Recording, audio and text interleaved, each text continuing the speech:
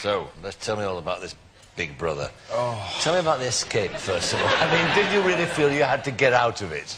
Yes, I did, yeah. I'd had enough. No one was enjoying themselves for the first 24 hours, and it was all a little bit too serious, and I was beginning to regret being there. And I just spontaneously found a way of getting out. The security was rubbish, wasn't it? Oh, it's pathetic. I mean, all they're going to do is keep 6 lovies in a house for a week, and they blew it. And it was just, and they had all these cameras to help them. But I was just scraping around in the garden, and I'd figured out that although the cameras do follow you around, you're not necessarily being watched. You're being filmed all the time, but not being watched, which is why... And I've just tried the back gate, having tried to dig my way out, and found that actually... I thought I was being really clever, you know. I know what I'll do. I'll dig my way out, scrape out, and after about that much, there was just solid concrete, so this isn't going to work. I'll try the gate instead, and it opened. So I went out there, and there was... security guards doing what they usually do, playing cards in this porter cabin, and I slipped past, and there was another sort of barrier which I got over, and then I legged it. I was on this kind of building site, and I just legged it and ran and came to a further barrier, a very large barrier, which was just there for the building site purpose. Over that, and I was on the main road, and I thought that was it. I'm gone. That's it. I'm not on telly anymore. and I was walking around, didn't know where I was, and wondering whether I should go back or just keep going, try and find a phone box, phone home, you know. And this bloke came down the road and just looked at me and said, "Jack!" I thought, oh God, I'm going back. That was it. I had a chat with him and asked where he was. I was in Stratford East, and he went off on his way. And I thought, what do I do now? I've actually escaped from Big Brother, the one thing that no one's meant to do, and you know, I just did it. I'm not there anymore.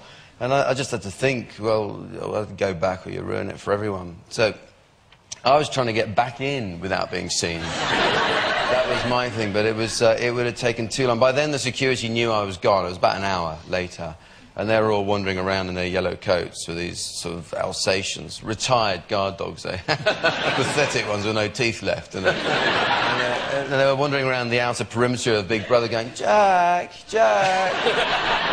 I thought, oh, this isn't very cold at sea, is it? So I was down in the grass and I was dirtying up my face and trying to make it more exciting. And then I got bored and just sort of let them find me. What was it really like, though? I mean, were there moments in there where it really got on your nerves? You really thought, what the hell am I doing here? I mean, you know, I know you were there raising money for charity. You raised an awful lot. But was it just when you think, oh, God, I mean, what's all this about? Yeah, there were plenty of times like that. I mean, the tasks and... I mean, as you know, various people took it not as well as others, shall we say, you know, and... well, the girls were fragile, weren't they? I think that they were more vulnerable. I think that they had perhaps more to lose in a way, and because I was, you know, I'm a comedian. If I make an arse of myself, then I've done my job. That's what right, I mean? exactly. And no one minds. People like me for it, that's okay. Yeah.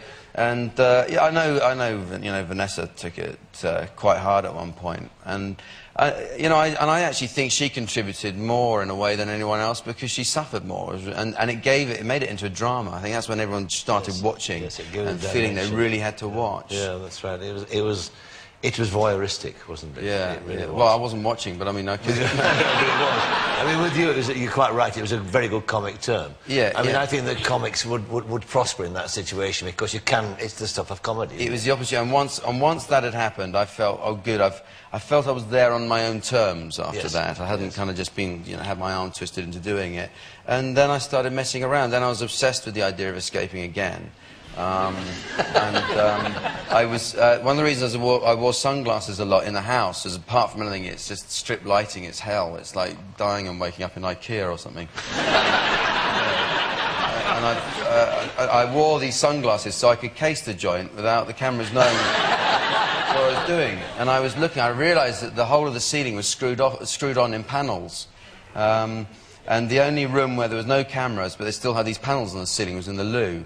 So when we got these tasks given, these usually was you're doing a sculpture or something, and there were tools, and I pocketed a few tools, and I got to know where the cameras were, and I'd distract them or something, thinking I was distracted. Look over there, you know, thinking the 26 camera go, well, and I got these tools, and I was hiding them away in the loo, and then Anthea came out and said, "There's a pair of pliers in the toilet."